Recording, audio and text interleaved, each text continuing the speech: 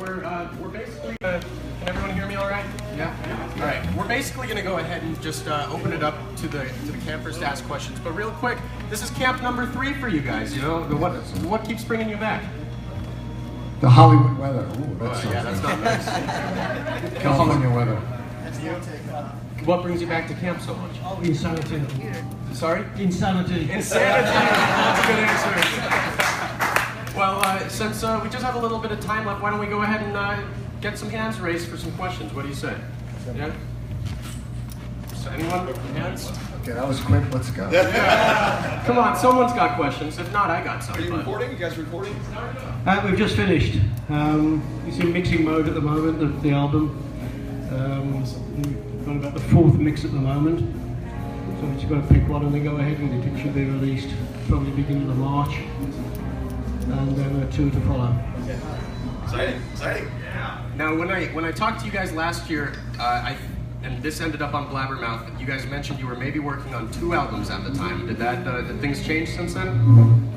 What's going on with this? We've got so many songs, it's going to be 2 albums on 1. 2 albums on 1, that's cool. I'm just making that up, I don't know. 2 albums released at the same time, in the same package. That's right. Side A and B. Has anything ever happened at camp that's influenced anything that's happened on your tour or in an album? Maybe, like, you know. It's a good question. I don't have an answer for it, but it's a good question. I mean, honestly, it always is humbling, and every musician, no matter how famous or fortunate or successful, everybody starts at the same spot, right?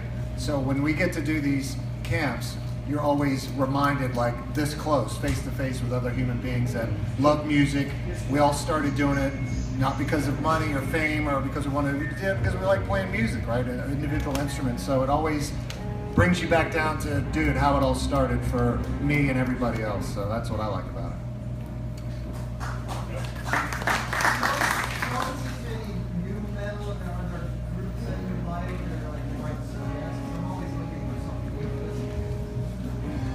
I know the same metal rock bands that you do. They're all, you hear them on the radio. And the thing I think also it's difficult to answer that question is because you might hear 1 or 2 or 3 songs of a band, but it doesn't mean you like everything they do. So it's hard to recommend and go, this band is great, everything they do. After Van Halen and Zeppelin, everything they do at AC/DC is great.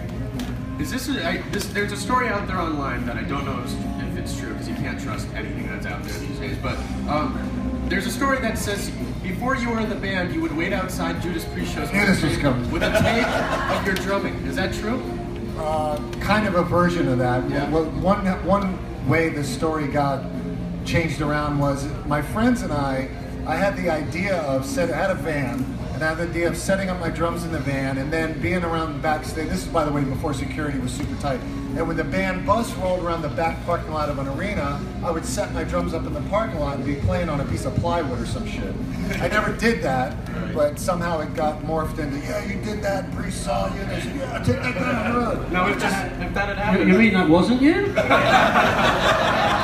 that have worked? Would you have picked him up for the band if that had happened? Definitely. Yeah. Any more questions out here? Yes. So now you guys have been 4 decades, 5 decades going into this business. It's changed a lot.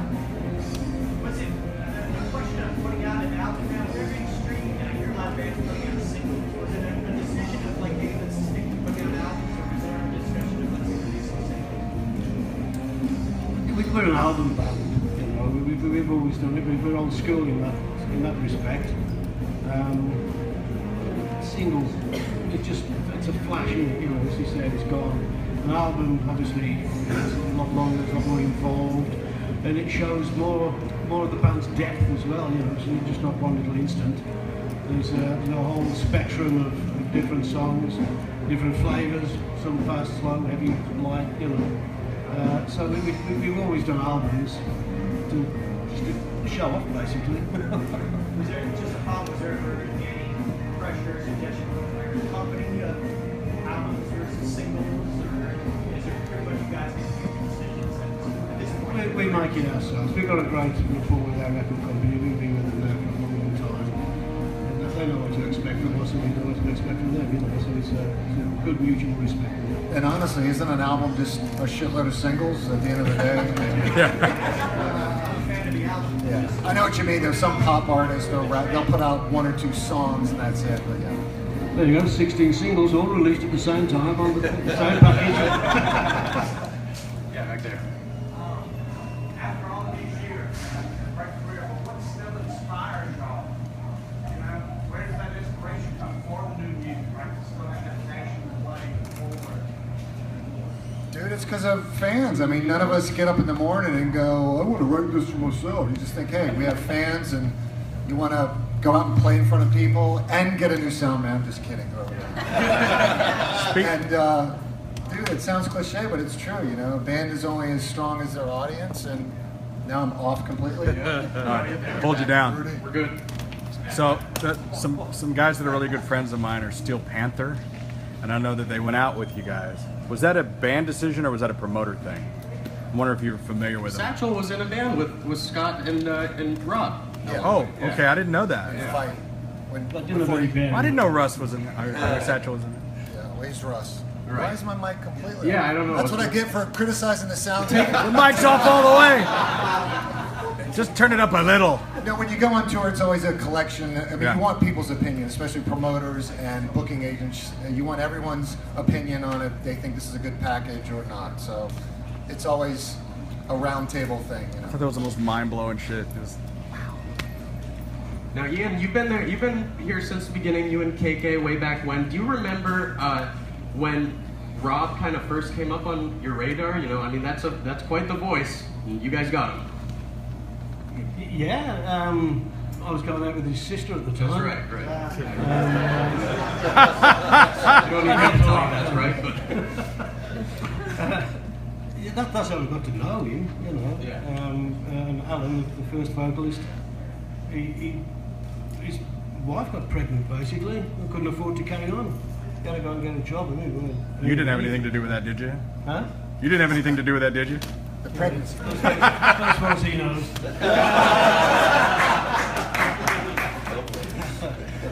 No, so we had to find somebody else, and of course Sue said, why don't you give Rob a go? And we did. And we didn't have to look any further. Yeah. Good choice. How many hours a day would you say you guys practice on average to keep your chops on?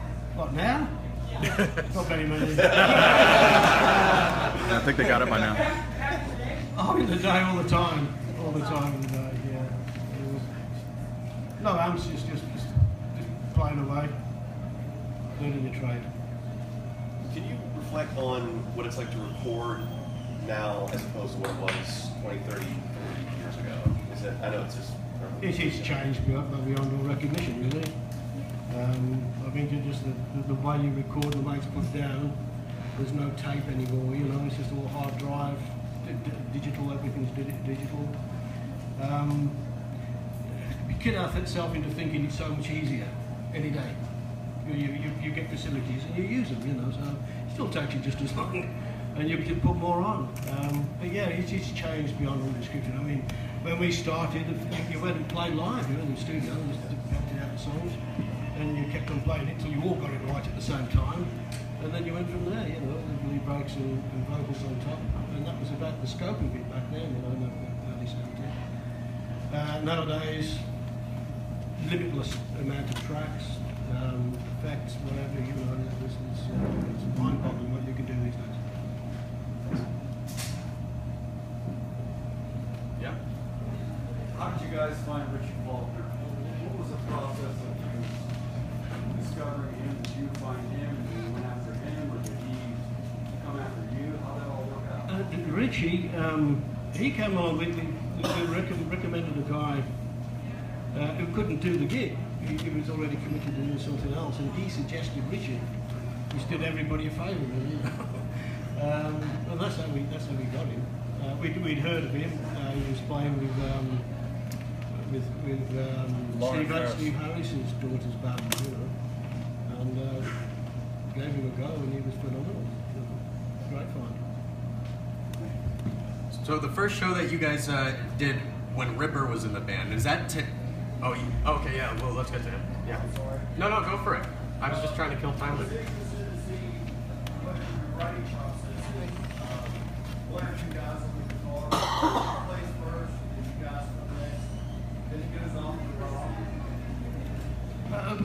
pretty much that.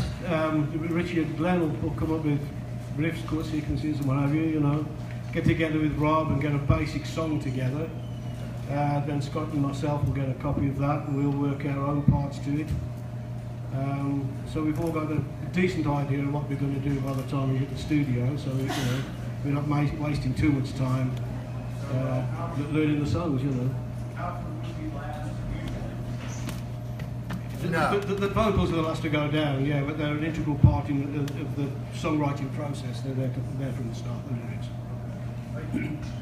Kill some time. What was your question? My question, so, you know, Rob's not in the band anymore. Now you guys got Ripper. That first show that you guys are about to play with him, is that a terrifying thing? Because you're about to introduce the replacement for the metal god, basically. Yes. But also, we hadn't played either together for a long time, Right. I don't know, 4 or 5 years, something like that, we hadn't played. So it was a bit, not worrying, but a bit nerve-wracking from that point alone. I would imagine. And, you know, regardless of what happens in the studio or the rehearsal, Sure. you know, things tend to change somewhat when you get on stage, you know, so we didn't know what to expect. Right. But you know, fortunately everything went well. It was a good little episode of the band. Right, absolutely. Yes. So first I have to say thank you for all these many decades of enjoying my life with your music. And you, Ian, are almost 50 years now involved with Judas Priest, but KK and Richie now and Rob and Glenn, of course, have written the songs till now. And this many years, I can imagine that also you have some ideas to write some songs and so on. And Hey, they do a great job. I just let them get on with it. I'm not going to push in and, you know, they come with some terrific stuff. Okay. So. all right. Okay, thank you. What's your honest memory of your tour of all the records? What tour is your favorite? Really, all the records. Do you have one that sticks out? God, that's a tough one. We've done a hell of a lot of tours, you know. Back in the 80s there, when we were playing some large auditoriums, you know, we were averaging about 15,000 people a night at one point.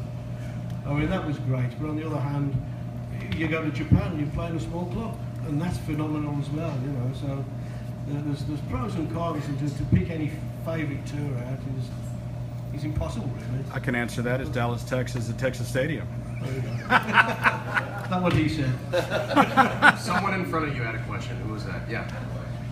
Yeah, after so many years of making so many records, is there any feeling or thought that enters your head when you, like, say, enter the studio, that maybe has been there the whole time? Something like when you were making Roll or Status and Destiny, some feeling or thought that entered your head and all the way down 4 years later today, you enter the studio, you might have a similar feeling. Is there any, like, thing that carries? Yeah, the enthusiasm, it's there, you know, enthusiasm, the love for what you do, and the, you know, the determination to do better. You just keep on getting better, you know, you never stop learning. And you try and take a step forward, hopefully in the right direction. And, you know, that feeling's always there. And just to, like I say, do in the early days it was do the best you can in the time you had. You know, these days we don't have time restrictions anymore. We can take as much time as we like. Yeah.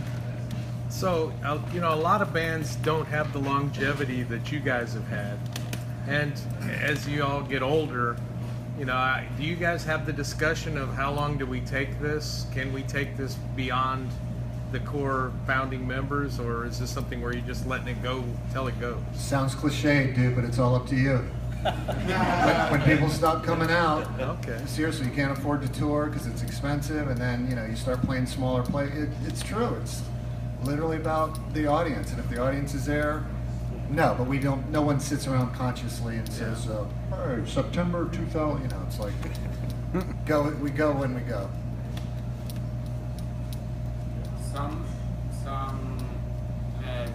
ago, you said that soon you will get more news from the new album and the new tour. So that has been a few months ago. When we get new news of the album and the tour? It'll both be in March next year. That's the plan. The album will be out probably beginning of March, and the tour will start a few weeks after that. Well, that's the release, but the information he's saying will be sooner than that. So we'll another couple of months or something. I don't know. All right.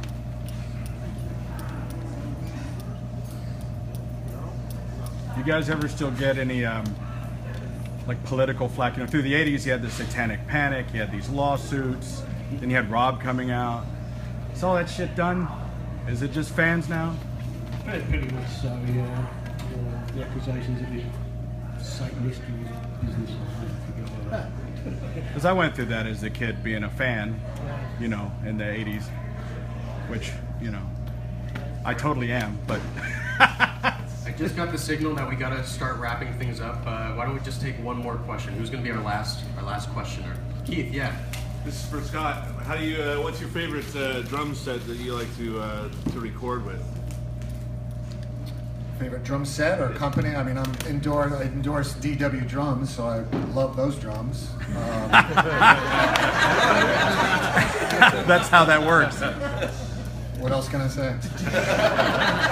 Ba-dump bumps. All right, well, basically, last year I got to do a bit of an in-depth interview with these guys. That's up on YouTube. You search my name and theirs, it'll come up. But who's ready to jam with them? What do we say?